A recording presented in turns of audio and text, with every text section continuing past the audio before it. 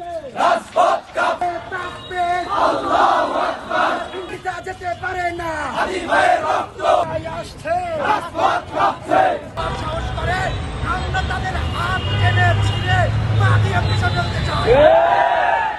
আসর থেকে মাগরিবের সময় দোয়া কবুল হয়। আমরা দোয়া করতেছি ওসমান হাদি ভাইকে যেভাবে অ্যাটেম্প টু মার্ডার অর্থাৎ মাথায় গুলি করা হয়েছে, এই অবস্থা থেকে ফিরে আসা আসলেই কঠিন।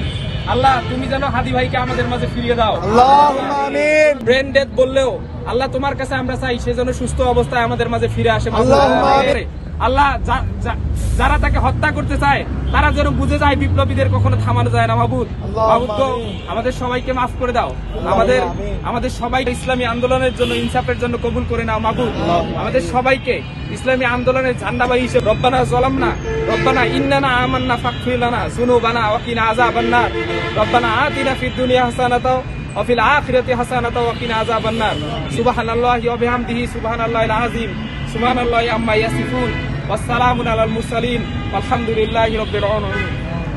হাদি নয় শুধু জুলাই বিপ্লবের অন্যতম সেনানায়ক এবং জুলাই বিপ্লবের মাথায় গুলি করে যে আঘাত করা হয়েছে সেই আঘাতের বিরুদ্ধে তারা দাঁড়িয়েছেন। তারা অনেক আগে থেকেই জানেন আমাদের আলী রায়হান সহ যতই মাথায় গুলি করা হোক না কেন আমরা জুলাই নিয়ে ইনসাফ নিয়ে বেঁচে থাকবো ইনশাআল্লাহ। বলতে চাই আপনি নির্বাচন দিয়েছেন ভালো কথা, ফেব্রুয়ারির 12 তারিখে নির্বাচন হোক। ফেব্রুয়ারির 12 তারিখে আমাদের ওসমান হাদি ঢাকা 8 আসনে এমপি নির্বাচনে অংশগ্রহণ করবে এবং সাথে সাথে এই নির্বাচনের যে কতটা লেভেল প্লেইং ফিল্ড ঠিক থাকবে এটা আজকে আমরা বুঝেছি মাত্র।